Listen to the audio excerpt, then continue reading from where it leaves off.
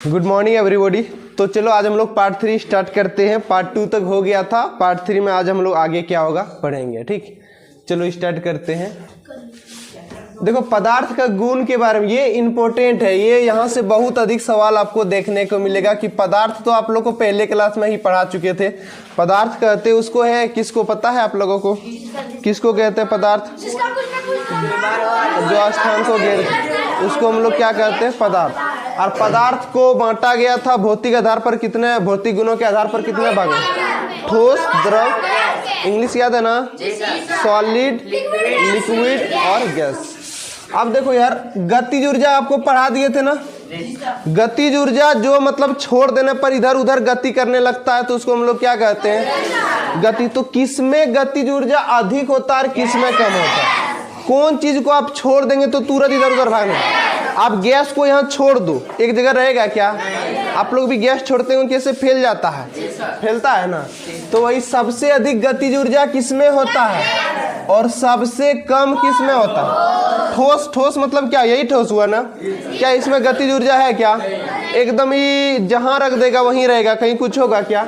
तो गतिज ऊर्जा ठोस में कम और गैस में, और बीच बीच में कौन सी? द्रव हमेशा बीच में आता है। देखो लाइफ में या तो हमेशा ऊपर रहना या तो नीचे में, बीच वाले का कोई वैल्यू नहीं है। आपकी पहचान तभी हो पाएगी जब आप पढ़ने में सबसे ऊपर रहेंगे या फिर सबसे नीचे रहे। बीच वाले तो हर एक चीज आते हैं।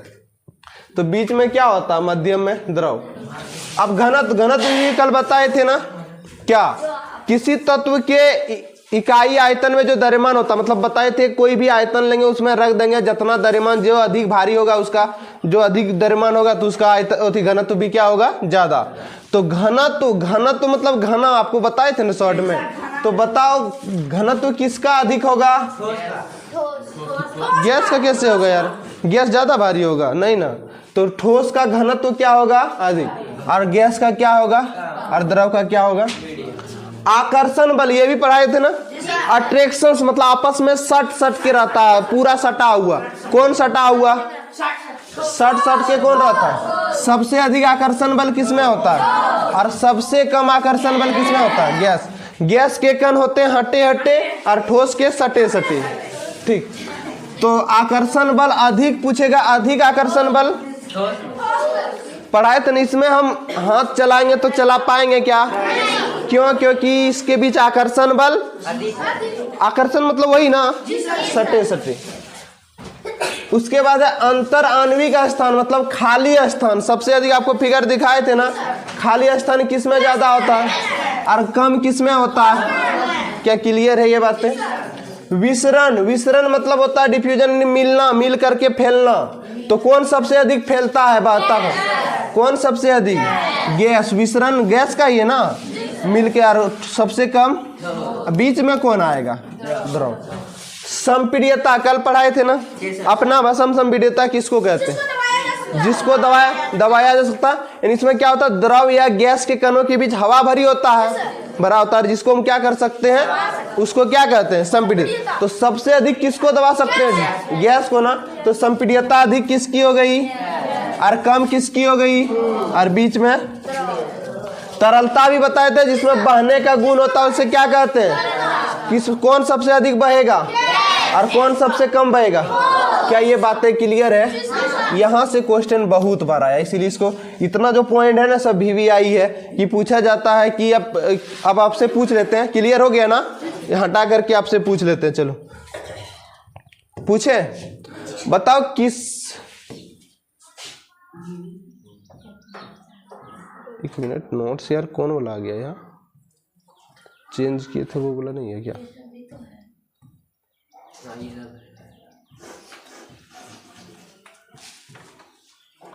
अच्छा चलो आप लोग बताओ तो किसकी संपीड्यता अधिक होती है? ठोस, द्रव, गैस या इनमें से कोई नहीं? ठीक है। और बताओ किसका घनत्व अधिक होता है? घनत्व मतलब घना। और किसका घनत्व कम होता है? और बताओ किसका आकार, अब उधर पूछते हैं, किसका आकार अनिश्चित होता है परंतु आयतन निश्चित होता है? द्रव का। ठीक है। और बताओ किसमें तरलता का गुण ज्यादा होता है? ठीक है। और आप बताओ कि आकर्षण बल अधिक किसमें होता है और कम किसमें होता है?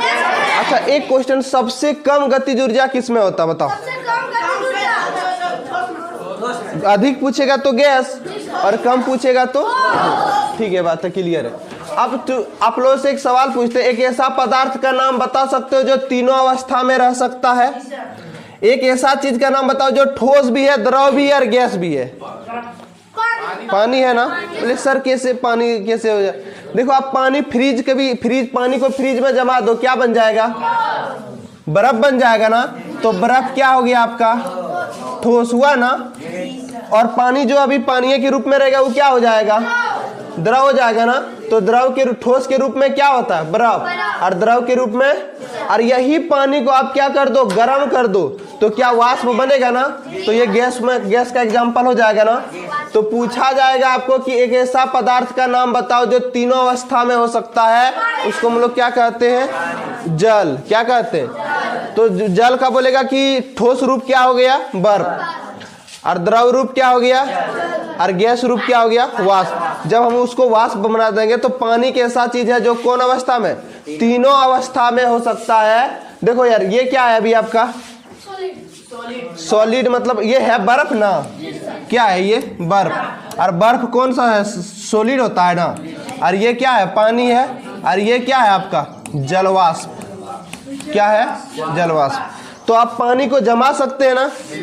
अब जम्मू कश्मीर तरफ जाएंगे, कश्मीर तरफ, तो उधर पानी बर्फ जम जाता है ना, क्योंकि ठंडा हो जाता है और ठंडा होने पर ये जम जाता है। और ये पानी तो जानवे करते हैं जो आप लोग यूज करते हैं। और जलवाष्प जब इसको गर्म कर देंगे तो ये पानी एक ऐसा चीज है जो तीनों अवस्था में हो सकता। देखो एक ही क्वेश्चन ये भी पूछा जाता है कि शुष्क बर्फ किसे कहा जाता है? शुष्क मतलब बुझ रहे हैं? सूखा बर्फ, शुष्क बर्फ। तो याद रखेंगे शुष्क बर्फ कार्बन डाइऑक्साइड को कहते हैं। बहुत बार पूछा गया शुष्क बर्फ किसको कहते हैं हम लोग? कार्बन डाइऑक्साइड को सूखा बर्फ कहते हैं। तो ऐसा अवस्था जो मतलब ऐसा पदार्थ जो तीनों अवस्था में हो सकता है, तो क्या हो गया? जल।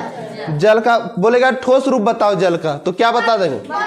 और द्रव रूप पूछेगा तो, और गैस रूप पूछेगा तो जलवाष्प। आप लोग देखे होंगे ना घर में खाना उना बनाते हैं, इस टाइप का हो जाता है। जब पूरा पानी को गर्म करते होंगे तो जैसे आप लोग चावल जब बनाते पहले पानी को गर्म कर लेते हैं, तो गर्म करते होंगे तो ऐसे भाप उड़ जाता है, तो उसी को जलवाष्प कहते हैं। नेक्स्ट देखते हैं।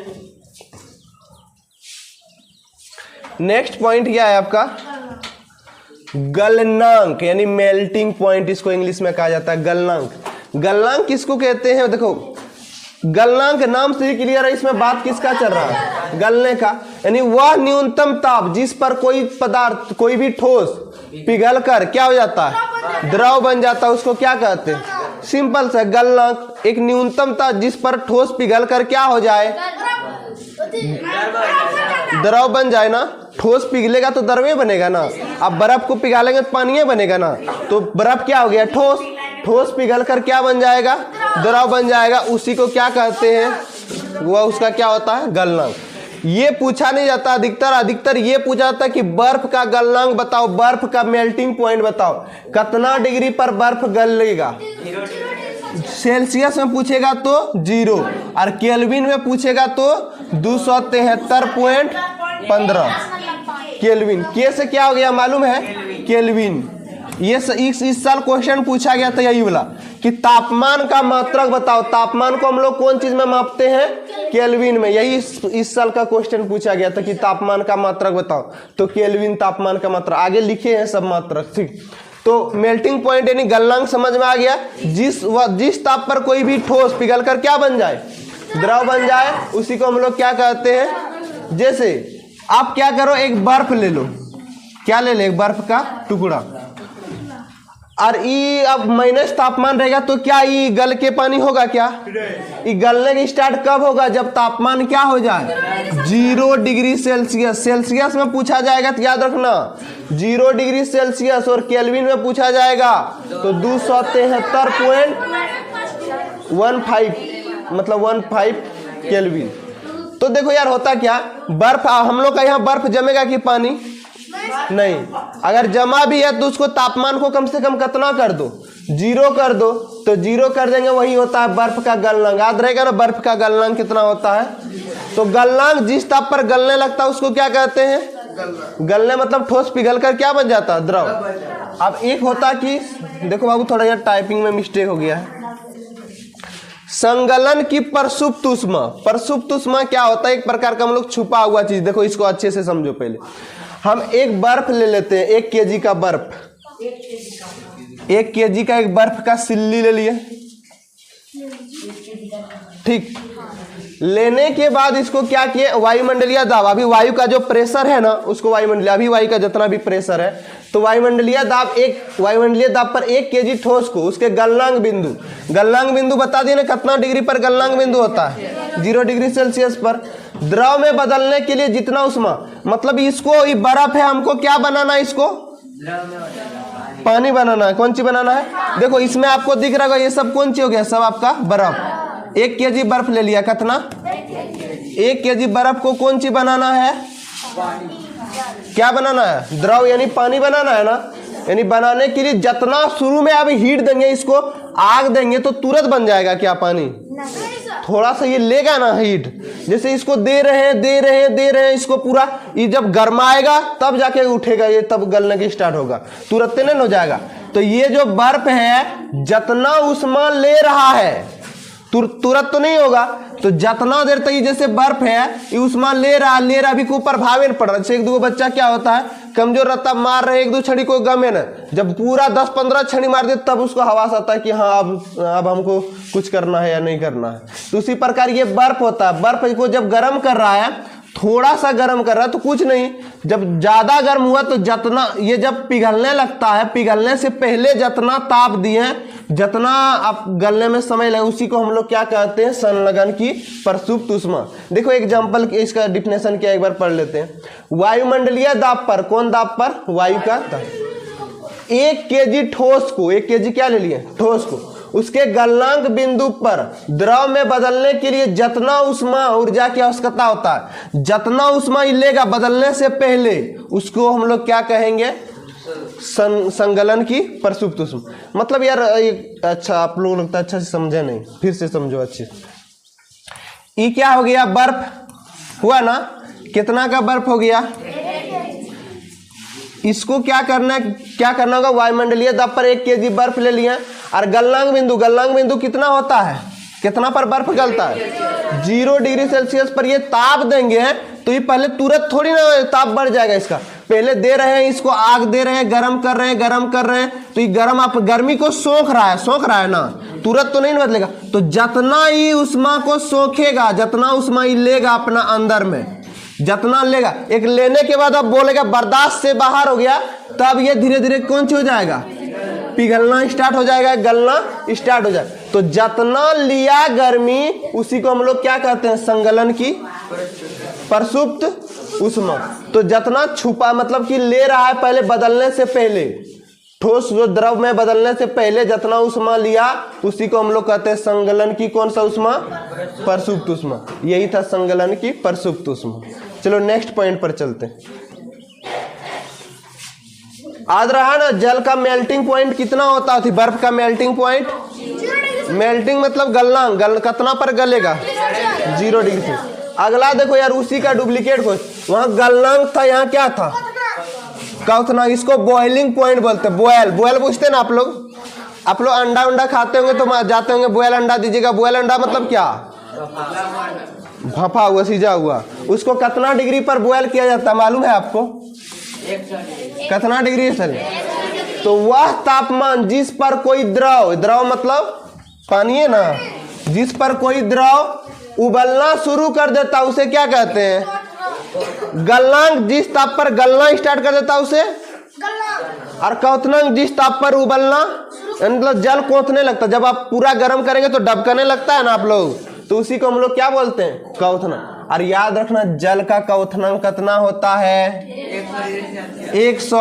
और केल्विन में पूछा जाएगा तो इसको ना बदलने सिखाएंगे, सेल्सियस को जब भी केल्विन में बदलना तो 273 जोड़ना पड़ता है, क्या करना पड़ता है, ये आपको सिखा देंगे आगे, इसका क्वेश्चन है। तो 100 हो गया, इसको केल्विन में बदलना 273 जोड़ देंगे तो कितना हो जाएगा, 373।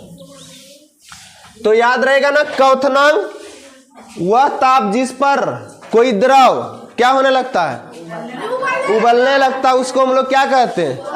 और गलनांक पूछा जाएगा वह ताप जिस पर कोई ठोस पिघल कर क्या बन जाता है, द्रव यानी पानी बन जाता है, उसको गलनांक। और जब कोथने लगेगा उसको क्वथनांक। गलेगा तो कोथेगा तो कोथेगा मतलब समझ रहे हैं, उबलेगा, उबलेगा तो उसको क्या कहते हैं, क्वथनांक। और जल का क्वथनांक कितना हो गया, 100 डिग्री। अब वाष्पीकरण की गुप्त उष्मा पढ़ो। ये गुप्त उष्मा क्या, गुप्त मतलब तो वहां था क्या, संलग्न की प्रसुप्त उष्मा या गुप्त उष्मा। फिर देखो 1 kg हम क्या ले लिए वायुमंडलीय दाब पर, वहां क्या ले रहे थे, बर्फ, क्यों वहां गलाना था ना, यहाँ क्या करना है, वाष्प बनाना है, तो क्या लेना पड़ेगा, द्रव, तो पानी लेना पड़ेगा। 1 kg क्या ले लिया यहाँ हम, पानी को, उसके क्वथनांक बिंदु, क्वथनांक बिंदु कितना होता है 100 ना, गलनांक बिंदु कितना होता है, क्वथनांक कितना होता है। अच्छा ई क्या है मालूम है आपको, क्या, थर्मामीटर। क्या करता, लगा के थर्मामीटर नापता टेम्परेचर, वही करता ना, थर्मामीटर से क्या करता है, टेम्परेचर मापता है, तो थर्मामीटर लगा देंगे, तापमान मापता है। तो क्वथनांक पर गैस में बदलने के लिए जितना उष्मा ऊर्जा की आवश्यकता होता है, देखो ये पानी है, अब क्या तुरंत ही वाष्प बन जाएगा क्या, तो इसको गर्म करेंगे कि पहले उष्मा को लेगा ना, पूरा जल गर्म होगा ना, तो जितना उष्मा उस सोखा, जितना लिया उसी को गुप्त, गुप्त मतलब क्या होता है, छुपा हुआ, बोलता है ना कि बातें गुप्त रखना, किसी को बताना नहीं, बोलता है ना, तो गुप्त न बोलता है, सीक्रेट मतलब वही हो गया ना, गुप्त बात। तो गुप्त उष्मा मतलब जितना ही लिया, पहले उष्मा आ रहा है, ये उष्मा आने के बाद जितना ही उष्मा लिया उसी तुरंत, अब लेने के बाद जब हद से ज्यादा हो गया तब क्या होने लगता है, ये वाष्प बनने लगता। इसी को हम लोग जितना लिया ही पहले गुप्त उष्मा, उसी को हम लोग क्या कहते हैं, जितना उष्मा लिया गुप्त उष्मा कहते। तो क्लियर यार, ये सब ज्यादा रटने का सवाल नहीं है। वाष्पीकरण की गुप्त उष्मा पूछेगा तो बता देंगे कौन सा दाब पर, वायुमंडलीय दाब पर कितना लेना है, 1 kg द्रव को, कौन सी, उसके क्वथनांक बिंदु पर वाष्प बनने में जितना उष्मा ऊर्जा की आवश्यकता होता है, जितना उष्मा लेता है, उसी को हम लोग क्या कह देंगे, वाष्पीकरण की गुप्त उष्मा। गुप्त मतलब छुपा हुआ, जितना ही पहले लेगा उसके बाद ही नाटक दिखाएगा, तो जितना पहले लेगा गुप्त रूप से, उसी को हम लोग कहते हैं वाष्पीकरण की गुप्त उष्मा। क्या ये बातें दोनों क्लियर हो गया। अच्छा एक चीज आप लोग से पूछते, आप लोग रोटी वोटी पकाते हैं, रोटी पकाते होंगे तो रोटी की तुरंत फूल जाता है तवा पे डालने से, थोड़ा देर बाद फूलता है ना। अच्छा वो उष्मा लेता है, उष्मा लेने के बाद ही रोटी क्या हो जाता है, वो फूल जाता है। पहले उसको गरम दे रहे हैं, गरम दे रहे हैं, गरम देते देते देते देते देते रोटी पूरा क्या हो गया, फूल गया। और फूलने के बाद आप लोग कभी, अच्छा एक चीज बताओ, एक गरम उबला हुआ पानी है, पानी मतलब जानते हैं, पानी को पूरा उबाल दिए हैं, मतलब पूरा गर्म कर दिए, और एक ये वाला मतलब रोटी वाला भाप वाला है, तो दोनों में अगर जलेंगे तो किस में ज्यादा जलेंगे, ये बताओ किस में ज्यादा जलेंगे, रोटी वाला में। और कभी जले रोटी पकाते समय आप लोग, एक गड्डी एकदम छेद रहेगा, निकलेगा एकदम तुरंत लगेगा खतरनाक, एकदम जल हवा, तो वो वही गुप्त उष्मा है। समझो जो रोटी पका रहा है ना, जो उसके अंदर हवा भर गया, वो क्या हो गया, आपका गुप्त उष्मा हो गया। तो इससे ज्यादा जलन आपको किस में महसूस होगा, क्यों, क्योंकि इसमें गुप्त उष्मा रहता है, छुपा हुआ उष्मा रहता है, इसीलिए हम लोग को ज्यादा लगता है। ठीक है, तो यही होता है आपका वाष्पीकरण का गुप्त उष्मा। मतलब कोई भी वायुमंडलीय दाब पर 1 kg हम क्या ले लें, द्रव, और द्रव को लेने के बाद उसके कौन बिंदु पर, क्वथनांक बिंदु पर, इसको वाष्प में बदलने के लिए जितना ऊर्जा लेता है उसी को हम लोग क्या कहेंगे। अब और एक अच्छा एग्जांपल समझो, एक क्लास में मान लिया जाए कोई छोटुआ है, ठीक, ये छोटुआ है, ये क्या हो रहा है, इसको क्लास में हमको मतलब इसको भगाना था, क्लास से इसको क्या करना है, भगाना, ये बदमाशी कर रहा है, इसको वैसे भगा रहे नहीं भग रहा है, इसको लाठी देना, मारने की स्टार्ट किया, ये 10 लाठी मारे तब भी नहीं भागा था, पहले 1 मारे, 2 मारे नहीं भागा, 3 मारे नहीं भागा, 4 मारे नहीं भागा, 5 मारे नहीं, 7 8 10 तक मार दिए नहीं भागा। जैसे ही 11वां लाठी मारे उठ के फटाक से भाग गया। बताओ इसका गुप्त लाठी कितना है? 10 था ना, 10 तक भागा क्या? नहीं। जैसे ही 11वां मिला तो क्या हो गया? ये भागे। सेम कंडीशन यही, जितना पहले लिया उष्मा, जितना लिया कौन चीज? द्रव से गैस में बदलने के लिए, तो उसी को हम लोग क्या कहते हैं? वाष्पीकरण की गुप्त ऊष्मा कहते हैं। और जब भी गुप्त ऊष्मा या प्रसुप्त ऊष्मा का बात करें तो आपको कितना लेना है पता है? 1 kg ही लेना है इस सब में। ठीक, तो ये दोनों बातें क्लियर। जल का क्वथनांक बिंदु बोलेगा तो कितना होता है? क्वथनांक मतलब जिस ताप पर क्या होने लगता है? उबलने लगता है। और गलनांक जिस ताप पर पिघलने लगता है। तो क्वथनांक बोलेगा तो 100 और गलनांक बोलेगा तो 0 डिग्री। चलो और देखो एक पॉइंट, दाब परिवर्तन का प्रभाव आपको दे देगा गैस, और गैस को बोलेगा द्रव बदलने। जो अभी गैस है ना उसको द्रव में बदलने। कैसे बदलेंगे? देखो, पहले उसको ना एक सिलेंडर में डाल देंगे। ये क्या है आपका? सिलेंडर। इसमें एक पिस्टन लगाना होगा, और पिस्टन होता है कि जिसको हम लोग दबाते हैं, जैसे सुई गर्म होता है। तो गैस का तापमान को क्या करेंगे? जब भी हमको गैस को द्रव में बदलना होगा, याद रखेंगे इसका तापमान कम करना। तापमान ज्यादा करेंगे तो ऊपर फेंकेगा नू, तो तापमान को क्या करना होगा? कम करना होगा।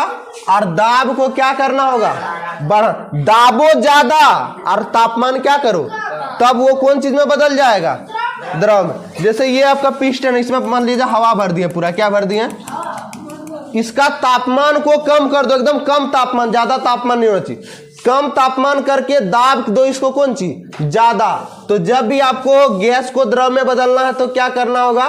तापमान को कम करके दाब को बढ़ाकर कौन चीज? गैस को कौन चीज में बदला जा सकता है? द्रव में बदला जा सकता है। देखो, ठोस कार्बन डाइऑक्साइड को हम बताए ना, अभी आपको पढ़ा दिए थे कि ठोस कार्बन डाइऑक्साइड को क्या कहते हैं हम लोग? शुष्क बर्फ। ये भी पूछा जाएगा कि शुष्क बर्फ किसको कहते हैं, तो क्या बता देंगे? ठोस कार्बन डाइऑक्साइड को क्या कहते हैं? शुष्क। यही आपका शुष्क बर्फ क्या हो गया? शुष्क बर्फ। ये कार्बन डाइऑक्साइड को क्या कहते हैं? ठोस कार्बन डाइऑक्साइड, शुष्क बर्फ का। गैस को द्रव में बदलने के लिए क्या करेगा? तापमान को कम करके दाब को कम तापमान करके दाब बढ़ा दो, दाब दो ज्यादा, हो गया। कौन चीज में बदल जाए? इसी सिलेंडर में भरने के लिए यही करता ना, गैस को भरने के लिए पहले भर लिया और तापमान को एकदम कम करके और उसको दाब दिया ज्यादा, हो गया, बदल गया। आज की कार्रवाई आपका समाप्त होता है।